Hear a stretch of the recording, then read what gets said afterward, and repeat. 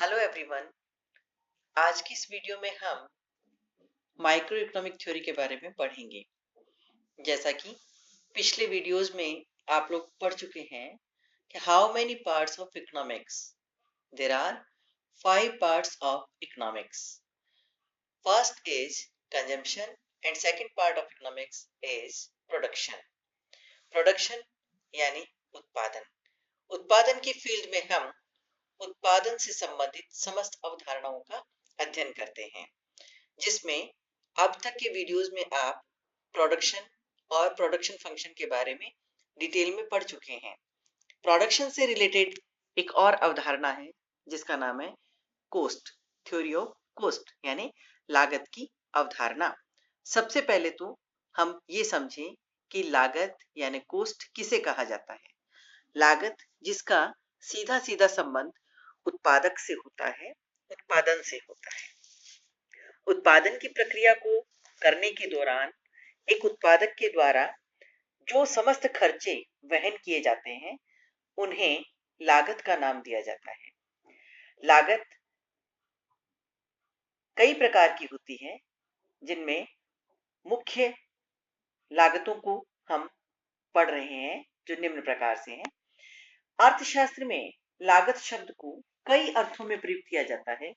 अतः लागत की प्रमुख अवधारणाएं निम्न प्रकार से हैं, जिनमें सर्वप्रथम है वास्तविक लागतें। उत्पादन की वास्तविक लागत को एल्फ्रेड मार्शल तथा अन्य नव क्लासिकल अर्थशास्त्रियों ने सभी प्रकार के श्रम की अनुपयोगिता अथवा कष्ट एवं पूंजी के बचत के लिए प्रतीक्षा के रूप में परिभाषित किया है, जो उस वस्तु के उत्पादन के लिए आवश्यक है। आजकल बहुत कम अर्थशास्त्री इस वास्तविक लागत के सिद्धांत का उपयोग करते हैं। इसके पश्चात आती है मौद्रिक लागतें। मौद्रिक लागत जैसा कि इसके नाम से ही स्पष्ट है, वे लागतें जिनका भुगतान मुद्रा के रूप में किया जाता है। किसी वस्तु की मौद्रिक लागतों में फर्म की सभी लागतें शामिल होती हैं, जिसमें सुव्यक्त लागतें और अव्यक्त लागतें शामिल हैं। सुव्यक्त लागतों में फर्म के द्वारा बाजार से खरीदे अथवा किराए पर लिए गए साधनों के भुगतान को शामिल करते हैं। अव्यक्त लागतों में उद्यमी के स्वयं के साधनों को दिए जाने वाले भुगतान को शामिल किया जाता है, जिसका प्रयोग उत्पादन में होता है। सुव्यक्त लागत जिसमें अभी आपने सुना कि फर्म के द्वारा बाजार से खरीदे या किराए पर लिए गए साधनों को किया जाने वाला भुगतान। इसमें उत्पत्ति के समस्त साधनों के भुगतान शामिल हो जाते हैं, जैसे श्रम को दी जाने वाली मजदूरी, भूमि को दिया जाने वाला लगान, पूंजी को दिया जाने वाला ब्याज, संगठनकर्ता का वेतन और उद्यमी का लाभ इत्यादि। अब हम लेखांकन लागतों के बारे में चर्चा करते हैं।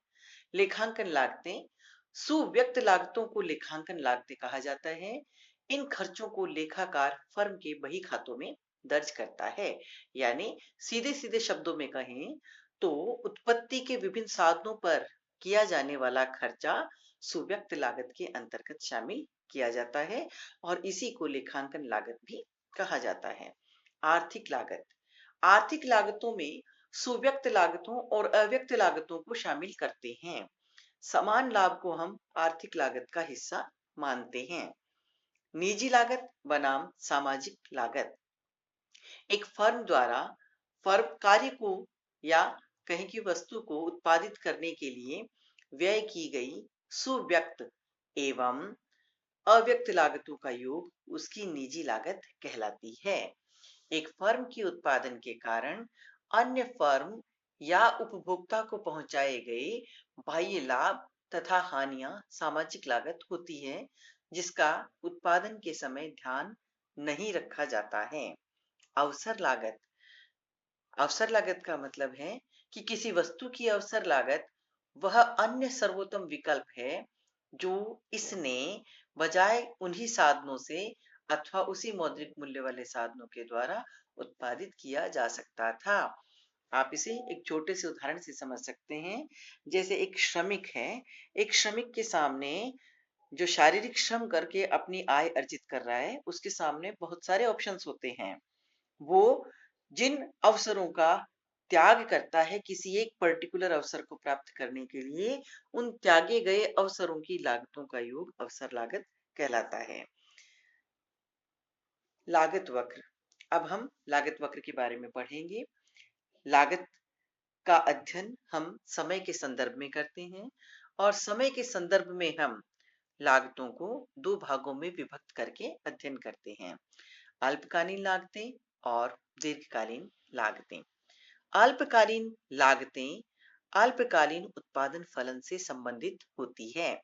जैसा कि पिछले वीडियोस में आप पढ़ चुके हैं कि अल्पकाल में जब एक उत्पादक उत्पादन करता है तो वह जिन साधनों को प्रयुक्त करता है, उन साधनों को हम दो भागों में विभक्त करते हैं।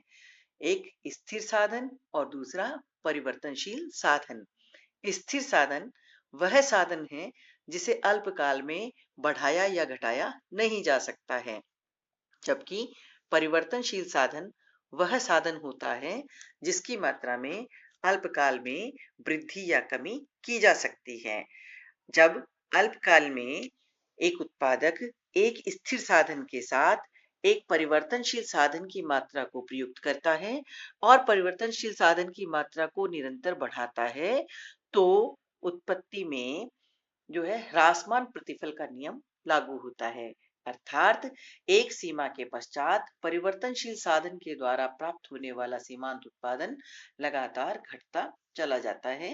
इसे हम उत्पत्ति ह्रास नियम के नाम से पुकारते हैं और इस उत्पत्ति ह्रास नियम का ही प्रभाव लागत पर भी दिखाई देता है। अर्थात अल्पकालीन लागतें भी दो प्रकार की होती हैं, जिसमें स्थिर लागत और परिवर्तनशील लागत दो प्रकार की लागतों को शामिल किया जाता है। स्थिर साधनों के लिए जिन लागतों को वहन किया जाता है, उन्हें हम स्थिर लागत के नाम से जानते हैं और परिवर्तनशील साधन के लिए चुकाई जाने वाली कीमत या लागत परिवर्तनशील लागत के नाम से जानी जाती है। स्थिर साधन के लिए चुकाई जाने वाली लागत, जिसे स्थिर लागत कहा जाता है, इसका उत्पत्ति की मात्रा से कोई सरोकार नहीं होता है।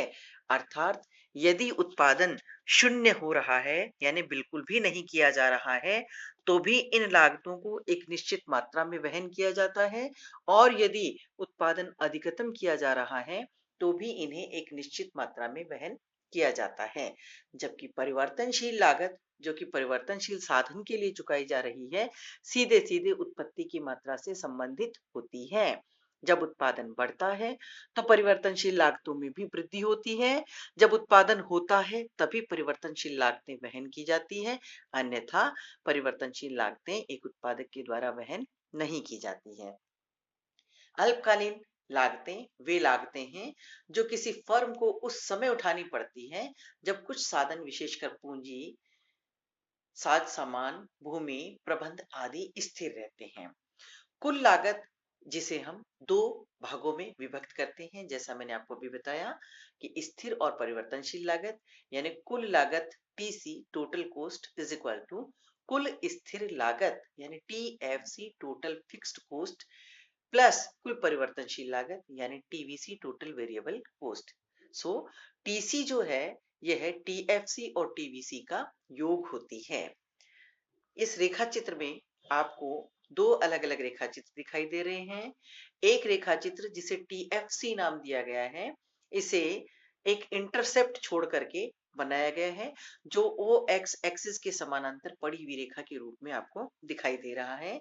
इससे ये स्पष्ट होता है कि चाहे उत्पत्ति की मात्रा शून्य हो, चाहे उत्पत्ति की मात्रा अधिकतम हो, इन लागतों को एक निश्चित मात्रा में ही उत्पादक के द्वारा वहन किया जाता है।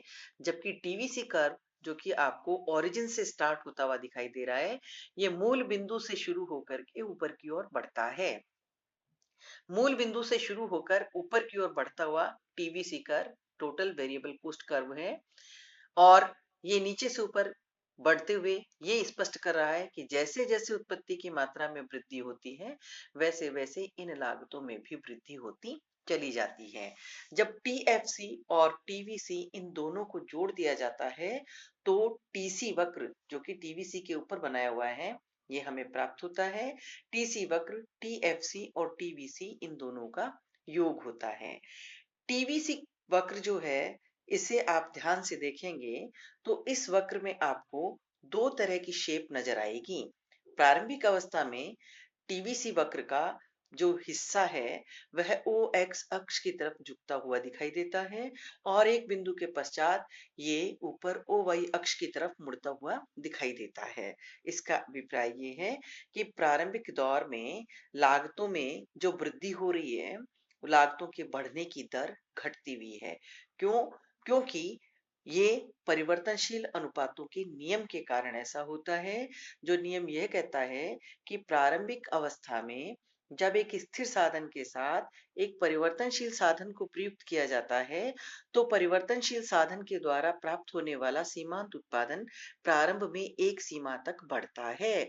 उसके पश्चात अधिकतम स्तर पर पहुंच करके यह गिरना शुरू कर देता है।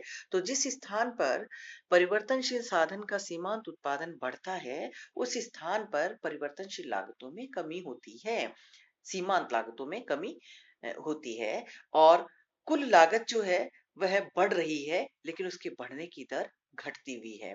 इसके पश्चात जो कुल परिवर्तनशील लागत है यह बढ़ती हुई दर से बढ़ती हुई आपको दिखाई दे रही है। तो एक पड़ी हुई रेखा अर्थात जो ओ एक्स अक्ष के समानांतर है वह टी एफ सी है और कुल परिवर्तनशील लागत वक्र मूल बिंदु से प्रारंभ होकर ऊपर की ओर चढ़ता हुआ है जिसका अभिप्राय ये है कि उत्पादन में वृद्धि होने पर कुल परिवर्तनशील लागतों में भी वृद्धि होती है। टीवीसी तथा एसटीसी के बीच अंतर प्रत्येक उत्पादन स्तर पर समान होता है। एसटीसी तथा टीएफसी के बीच का अंतर कुल परिवर्तनशील लागत की मात्रा को व्यक्त करता है। Thank you.